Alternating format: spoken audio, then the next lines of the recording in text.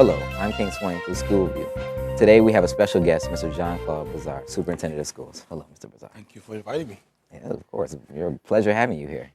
So my first question today is I would like you to tell me a little bit about your background and your experiences before you came to Rochester.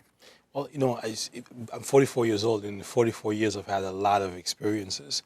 I wasn't born in this country. I was born in the Caribbean, a country called Haiti. Came here in 1976, went to middle school, high school, and college in New York City. So I was also a teacher. So I grew up in the New York City school system, became a teacher, became an assistant principal, became a principal.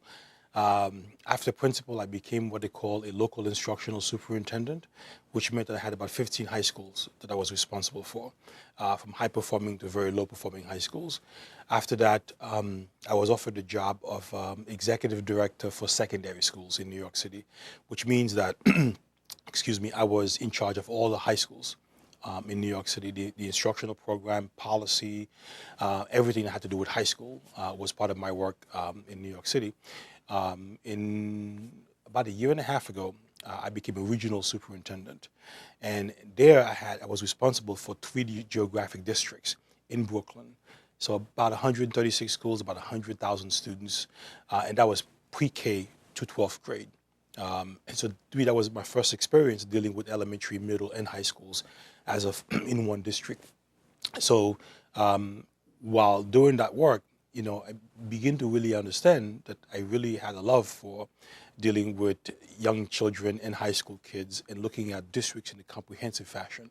So after that, I enrolled in a program sponsored by the Broad Foundation, which trains urban superintendents. It trains people to take over mid-sized and large urban school districts around the country. And I can tell you right now, a quarter of all districts in this country above 20,000 students are run by Broad Fellows, by people like me, who come in and look to make changes and to elevate student achievement.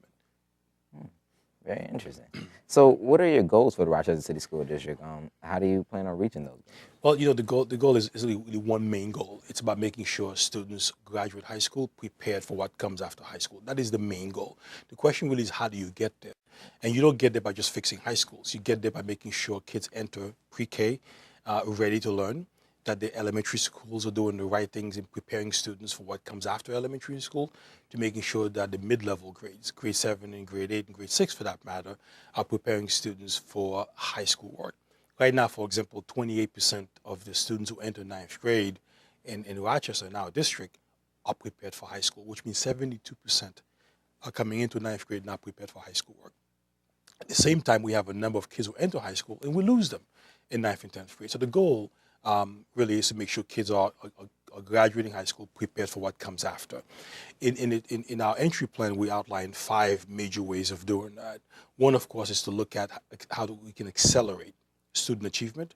Others talk about communications, we talk about safety. So when you look at reforming a district, you go beyond just what teachers do in classroom, but you look at everything else that is done to support them, from copiers to school buses to food services, to the people you have that do student support services, guidance counselors, libraries. So it's a kind of work where it's like a web, and everything connects with everything else, and everything impacts student achievement. I mean, one thing, for example, I was looking at a couple of days ago was how we order textbooks and how they get to schools, and to look for efficiencies in doing that. So when you're a superintendent and you're looking to improve student achievement, you quickly understand it's not just about what teachers do in the classroom, but everything that goes into that. So what has been the most impressive thing about our school so far? Students, the kids, really have been.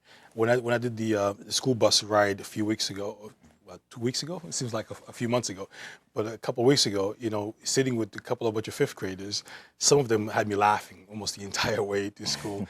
So the kids are great. And I've met with a group of high school kids, and I'm hoping to meet with them many more times, because for me, the kids tell you what really needs to be done in schools.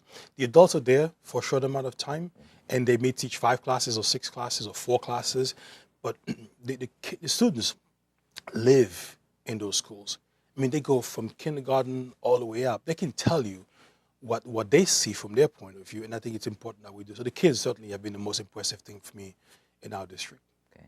So, vice versa, what has been the least impressive thing, You know, or an area we need to work on? we have a lot of places I think we can improve on. It's hard to pinpoint to one particular thing. I'll give you some examples. We have a lot of, I think, things we need to address. Many in our city talk about the low graduation rate, and really it's just one flag. It's what happens at the end of the day, if you know what I mean. You can, for example, do a lot of things incorrectly, and at the end of the day something bad happens, and you look at that one thing.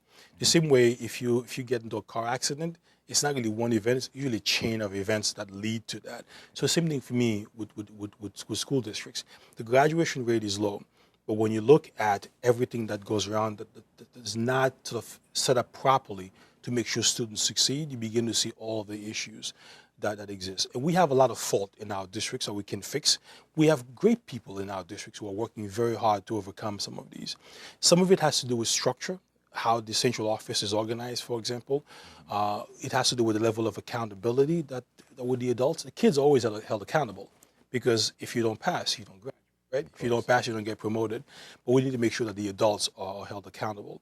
We need to make sure that the money that we spend is spent in a way that focuses on improving student achievement. Right now, I can tell you, I don't know if every dollar that we have is geared toward that. So looking at how we spend money, for example, is something we need to look at. We need to look at the efficiency of our busing system to making sure that we're getting kids to school on time.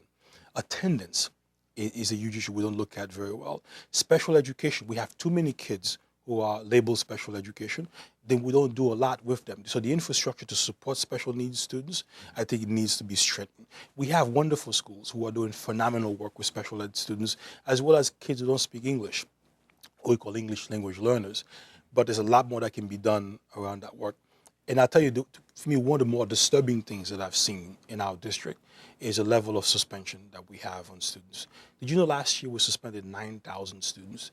That's almost a third of the entire district. We have schools that have more suspensions than they have kids. Yet we have schools that have 0% suspension. So I think one of the things that I will look to put in place for the next school year is to make sure that when we suspend students, we don't send them home. Okay. So we have in-school suspensions. If it's a long-term serious incidents, we have centers where we can put them, so we don't lose the instructional days. Because in some schools, we're losing hundreds of school days for kids who are often sent home after acting out or getting into a fight.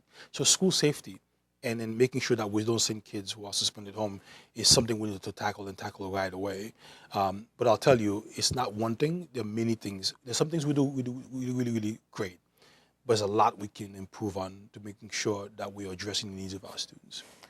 I know that the suspensions, I know that hits pretty close to home with different students that I know of, because they feel as if, like, if a teacher says, well, go to the office, you're going to get suspended. It's like, did you really want me here to learn because you're suspending me? I might have done this wrong, but what is the real root to why am I doing this? And I think some students kind of take the fact that these teachers aren't really trying to communicate with them the best possible way so that they don't have to get suspended or go back onto the streets or go back to that community. It really hits home sometimes.